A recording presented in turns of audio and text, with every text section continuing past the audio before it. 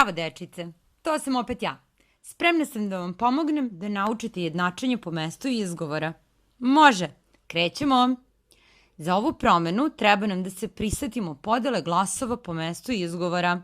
Zapravo, trebaju nam samo prednjo nepčani glasovi. Sećate li se one rečenice? Č, đ, ž, š, nj, ć, lj, j, dž.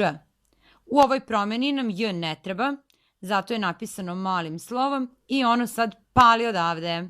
Ostali su nam č, đ, ž, š, nj, ć, lj, dž. I sad polako. Kada se s i z nađu ispred ovih glasova, prelaze u š i ž. Vi to vidite napisano, je li tako?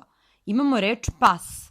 Kada na nju dodamo sufiks če, dobit ćemo najpre pasče, a zatim će s da pređe u š i dobijamo reč pašče. Pogledajmo sad glagol paziti, kada od njega pravimo imenicu pažnja.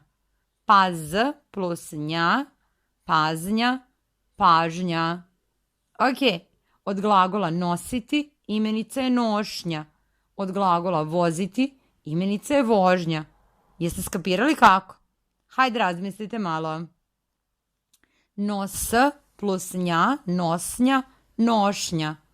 Voziti voz plus nja, voznja, vožnja. Bravo, deca. Jednačenje po mestu izgovora se vrši i kada se n nađe ispred b i p. Ono prelazi u m. Stan, stanbeni, stambeni. Prehrana, prehranbeni, prehrambeni. Kao i svaka glasovna promena, i jednačenje po mestu izgovora ima svoje izuzetke. To su primjeri tipa izljubiti, razljutiti, sljuštiti, izljuštiti, mlaznjak, jedan put, crven perka, vanbračni, maskenbal, strana putica. I to bi bilo sve bitno u jednačenju po mestu izgovora. Ono se često kombinuje sa drugim glasovnim promenama, ali za sad toliko. Ne zaboravite da lajkujete, šerujete. Vidimo se, dečice. Pozdrav!